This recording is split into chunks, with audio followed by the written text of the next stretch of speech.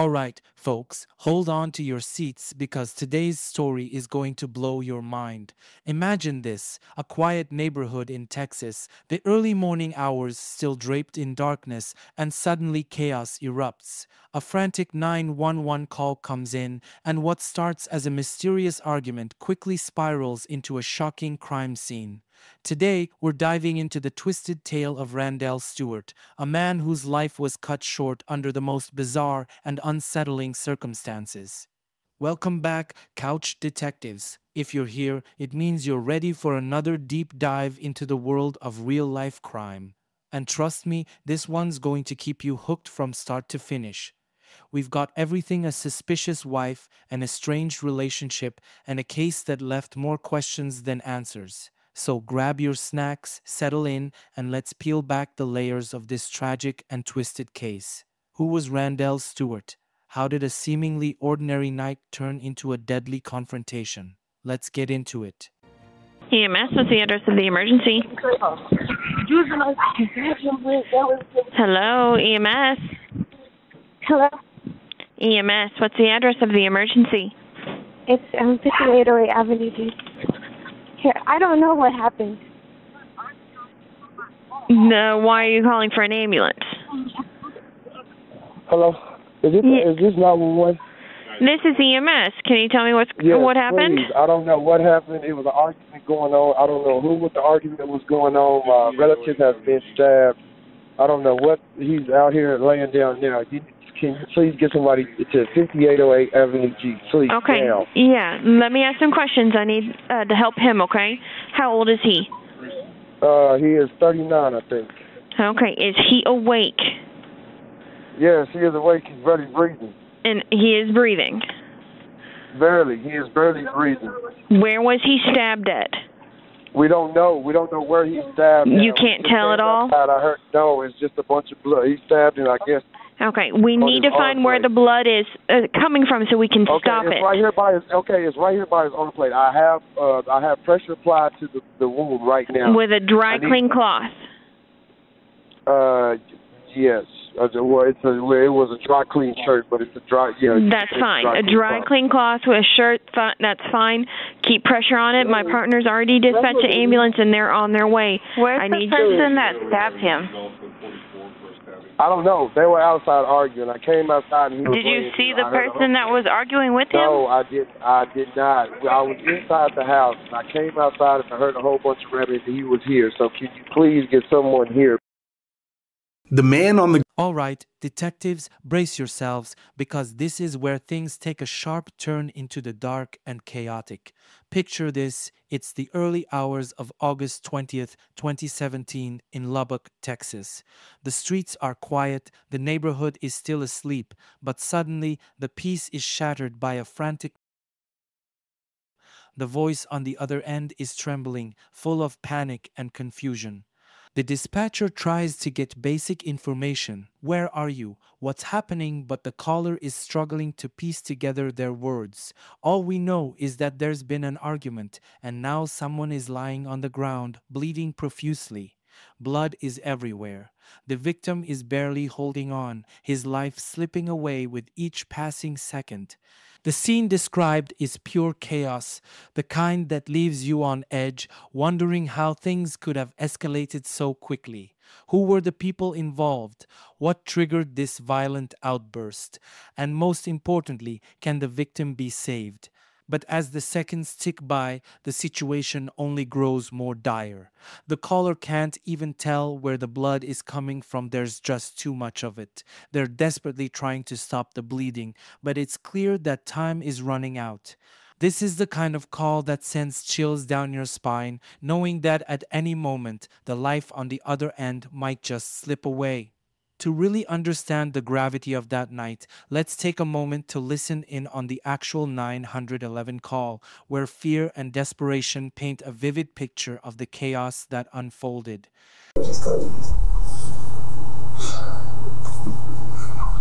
Okay. You know his phone number?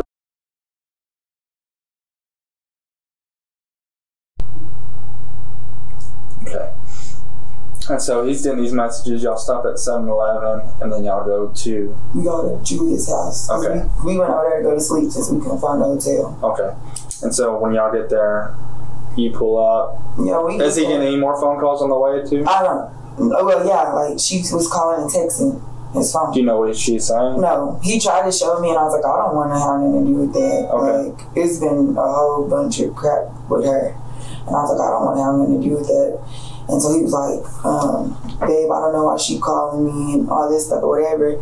And the only conversation I heard was she was like, if your wife is there with you, why you calling me? So I don't know if he called her first or what happened, but she was like, if your wife is there with you, I don't know if why you calling me or something. And then when we pulled up to Jermaine's house, I got out the car first. As investigators began piecing together the events of that fateful night, one name quickly rose to the top of their list: Leria Hastings. Leria wasn't just any suspect, she was Randelle Stewart's estranged wife. Although they were still legally married, their relationship had been anything but smooth. The couple had been separated for some time, and according to those close to them, tensions were running high. On the night of the incident, Randelle wasn't alone, he was with his girlfriend. But things took a dark turn when Leria was spotted fleeing the scene shortly after the attack. What could have driven her to such desperation? Was this a crime of passion, fueled by jealousy and anger? Or was there something more sinister at play? Leria Hastings quickly became a central figure in this investigation, and her actions that night would come under intense scrutiny. As detectives dug deeper, they uncovered a tangled web of emotions, secrets, and confrontations that led up to that tragic moment. What role did Leria play in Randelle's death? Was it a calculated move or an impulsive act of rage? The answers would be revealed in the days that followed, but for now, one thing was clear: Leria Hastings had a lot of explaining to do. Once Leria Hastings was brought in for questioning, it didn't take long for things to get complicated. From the very beginning, her story was full of contradictions. She tried to explain her actions that night, but every time she offered a detail, it only seemed to raise more questions than it answered. Leria claimed she was merely visiting Randelle and that the night had been relatively uneventful until things suddenly spiraled out of control. But as detectives pressed her on the specifics, inconsistencies started to emerge. She struggled to provide a clear timeline of events, often backtracking or changing details. Her initial statements painted a picture of confusion and chaos, but they lacked the coherence that investigators were looking for. Throughout the interrogation, Leria attempted to piece together an alibi, mentioning various stops she made that night and trying to explain her whereabouts. But as she continued, the detectives noticed that her narrative wasn't adding up. The more she talked, the more her story seemed to shift, leaving them with a growing sense of doubt about her involvement in Randelle's death. As the interrogation dragged on, the pressure began to wear on Leria. Detectives continued to push, questioning her every statement, and slowly her composure started to crack. It was clear that she was struggling to maintain the story she had initially told. Then, in a moment of breaking down, Leria made a startling admission. She confessed to stabbing Randelle. But even this confession came with a twist. She claimed that it was an act of self-defense, that she had no choice but to protect herself. However, this new version of events didn't match the earlier accounts she had provided, leaving detectives even more skeptical. Despite her confession, Leria's story continued to change. She added new details, adjusted her account of the confrontation, and tried to justify her actions. But with each change, the detectives' suspicions only deepened. Was this truly an act of self-defense, or was Leria trying to manipulate the narrative to save herself? The truth remained elusive, but one thing was clear: Leria Hastings had much more to reveal before the night was over. After Leria Hastings finally confessed to stabbing Randelle, the case seemed straightforward, at least at first. But as the legal proceedings unfolded, the story took yet another unexpected turn. Despite her confession, prosecutors made a surprising move. They offered Leria a plea deal. Instead of facing a murder charge, she was allowed to plead guilty to aggravated assault with a deadly weapon. This decision sent shockwaves through the community and left Randelle's family in utter disbelief. How could someone confess to taking a life and yet walk away with a lesser charge? For Randelle's loved ones, it felt like a slap in the face, a gross miscarriage of justice. They believed that Leria deserved to be held fully accountable for her actions, and the plea deal only added insult to injury. The public, too, was divided. Some saw the plea deal as a way to avoid the uncertainties of a trial, while others viewed it as a failure to deliver true justice. The courtroom drama had come to a close, but the wounds left behind by the case were far from healed. So, where does this all leave Leria Hastings today? After accepting the plea deal, she was sentenced to 10 years in prison. As of now, she remains behind bars serving out her sentence. But with her eligibility for parole in 2029, there's a possibility that she could be released sooner than expected. For many, this raises the question, was justice truly served? Randelle Stewart lost his life, and yet his killer might walk free in just a few short years. It's a chilling thought, one that continues to haunt his family and those who knew him. As Leria sits in prison, the debate over whether her punishment fits the crime rages on. Was the plea deal a necessary compromise, or did it allow a murderer to escape the full consequences of her actions? Only time will tell how this story will ultimately be remembered. So that guy went running northbound on Avenue G. Yeah, when I yelled babe or whatever, that's when the dude took off running. But you didn't see him get in that car? I didn't see him. Okay. And I don't know who it was. You know, he was wearing shorts, pants, jeans? He had on pants. It was pants. Okay. Anything else that you can think of that might stick out? No. Do you think he's the person that stabbed your husband?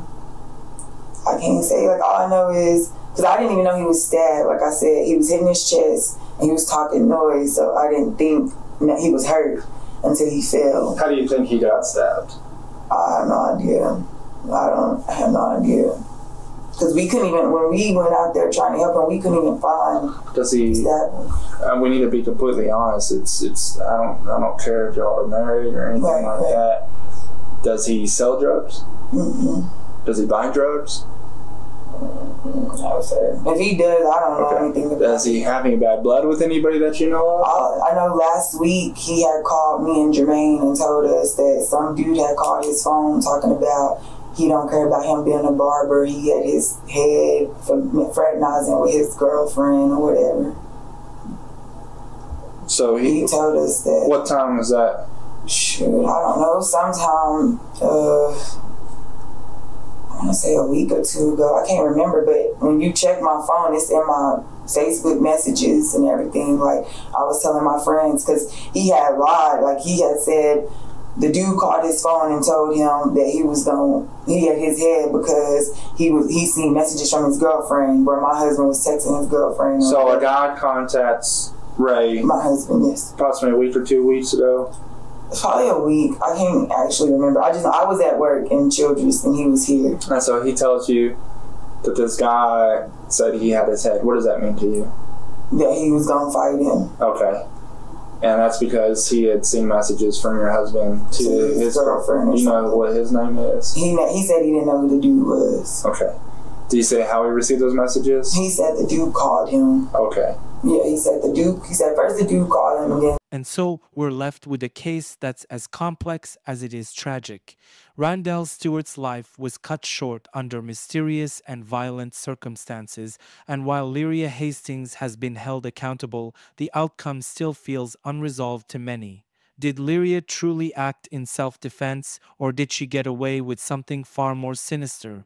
The reduced charge and the possibility of early release have left many wondering if justice was truly served. But now it's your turn to weigh in. What do you think? Was this a case of a woman protecting herself, or did Leria manage to escape full responsibility for her actions? Let us know your thoughts in the comments below. We're eager to hear your take on this troubling case. If you found this breakdown as gripping as we did, make sure to hit that like button. It really helps the channel out. And don't forget to subscribe and ring that notification bell so you never miss an episode. We've got plenty more true crime stories coming your way, and trust me, you won't want to miss them. Thanks for watching, and until next time, stay curious and stay safe.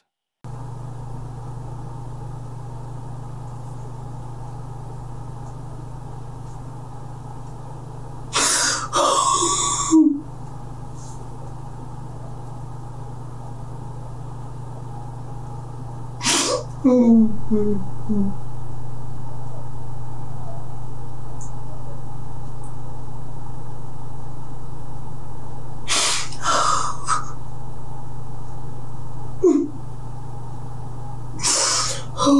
my goodness. Oh God.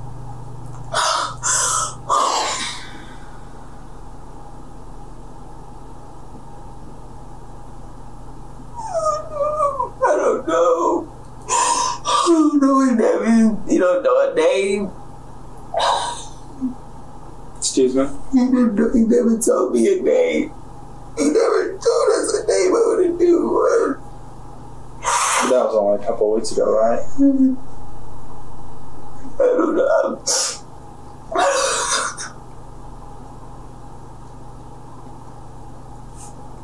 I don't know why.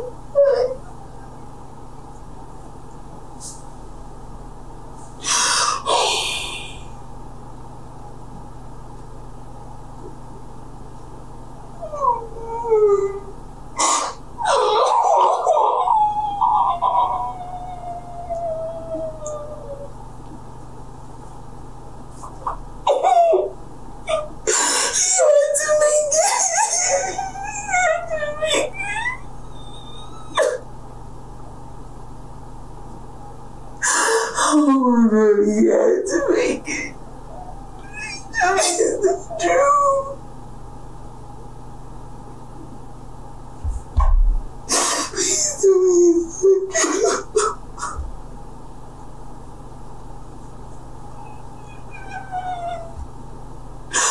Oh,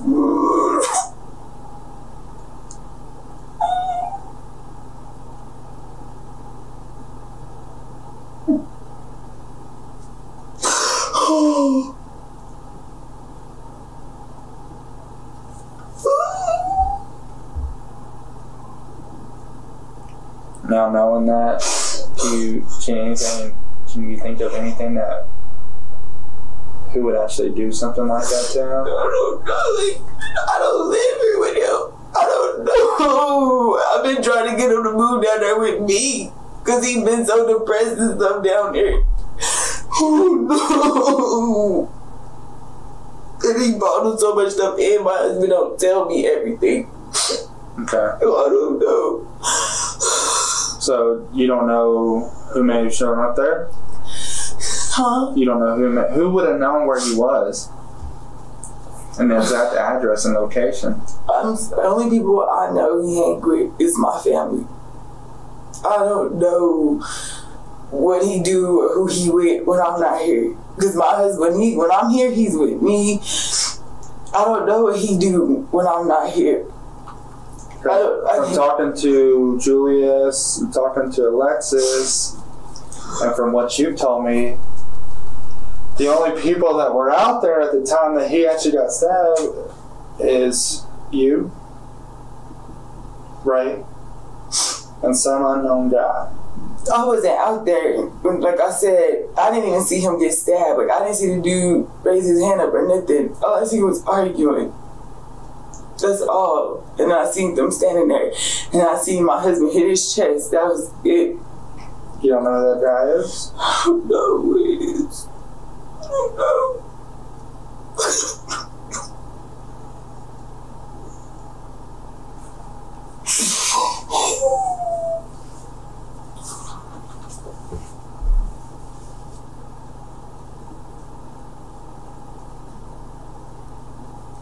And I think it's pretty important that if you do know, that you tell us. Because now it's a murder. It's somebody taking your husband's life.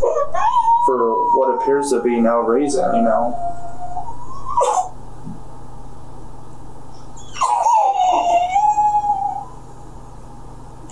And on your Facebook, it seems like you don't have a great relationship with Ray. Oh, we were good. We've been good. My mom would tell you we've been good. Okay. Are you seeing somebody else, or are you? No, like, he got his.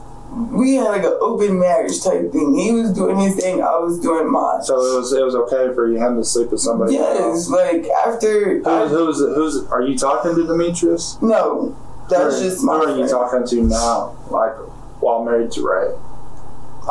This is my first time cheating on him. It was one time thing with me. He's been cheating. Who were you cheating on him? I was messing with this guy named Ant. What's his real name? Antoine Green. And where does he live at? I don't know his address. Does he live here in Lubbock? Yeah. Did you ever communicate with him about Ray? As far as what you mean? Yeah, I told him about the dude that Ray said called his phone or whatever, but I mean, me and him, he was in a relationship, I was in a relationship. Do you know Antoine's phone number? No, sir, no. Is it on your phone? Yes, it is. What's it listed as? Ant. A-N-T? Mm-hmm. Okay. And he lives here in Lubbock? Mm-hmm. When was the last time you talked to him or saw him? I talked to him at 2 o'clock this morning. Where were you at when you called him? At Cujo's. Okay. Was he there too? Mm-hmm. Okay. What kind of car does he drive? He doesn't have a car. Okay.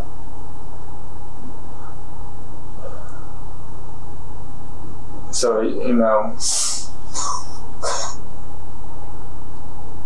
did you love Ray? Yes, I love him. Okay.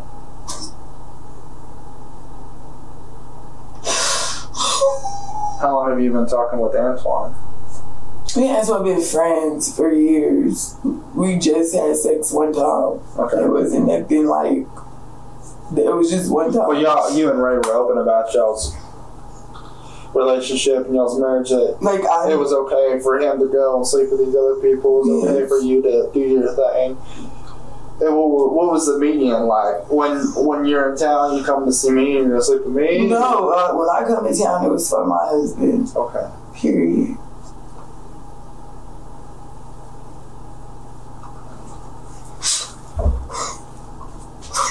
Is there anything of importance that we should know to assist us in solving your husband's murder? Y'all probably know more than me. If y'all can get in his phone. I don't know the females he talked to. I don't know nothing.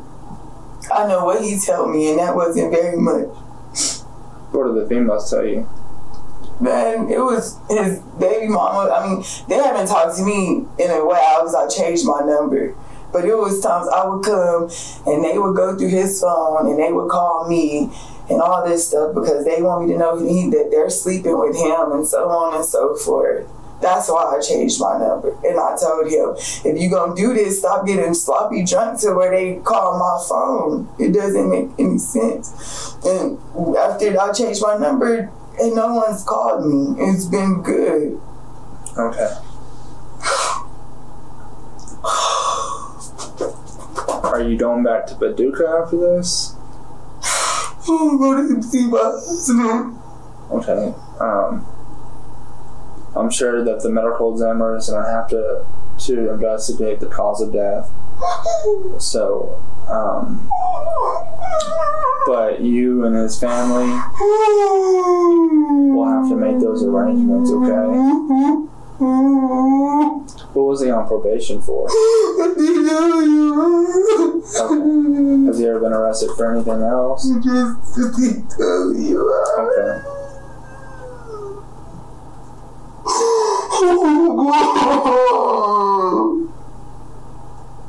How old is Antoine? I don't know, 30. Where does he stay in Lubbock? Yes, he lives. Huh?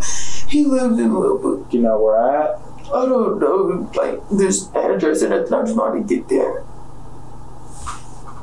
Okay. Do you need a water or anything real quick? I'll step out real quick, okay? Do you need a water or anything? Alright, hang tight, alright?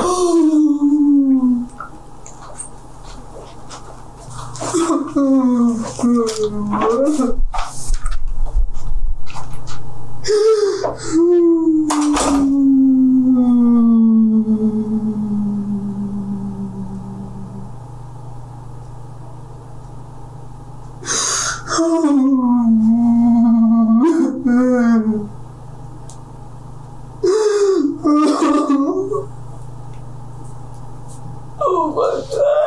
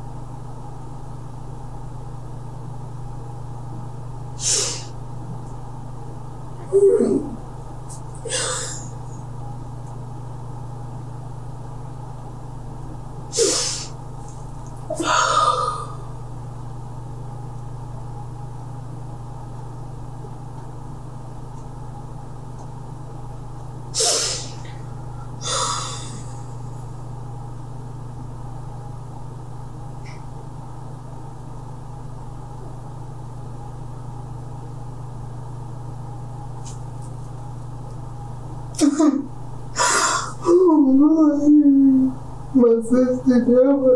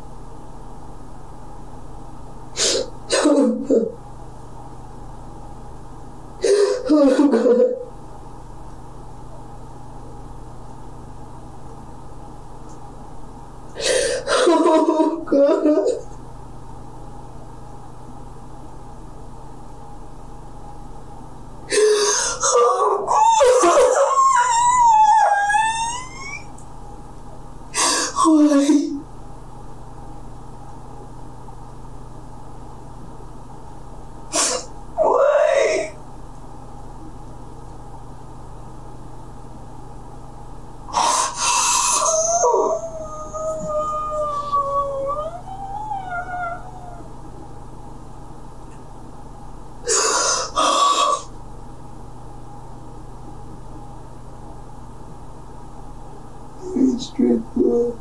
Give me strength.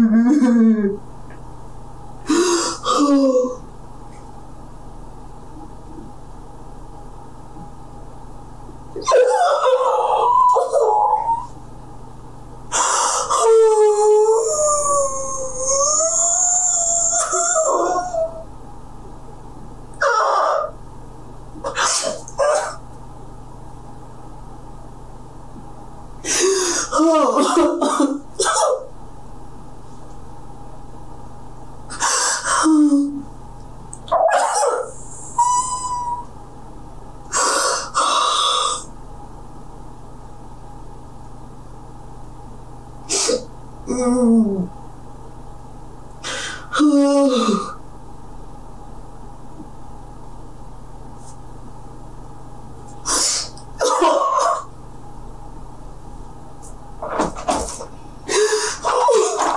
sorry. I'm gonna try to clear up some things with you, okay? How many people were outside when you heard the arguing? And where was Ray standing at? He was by my car. Okay. Some people are saying that there was 2 people in the driveway arguing behind the truck. I didn't see that. Okay. Do you know anybody that has dreadlocks? No, I don't. You know what kind of hair Antoine has? He had a fade. Okay.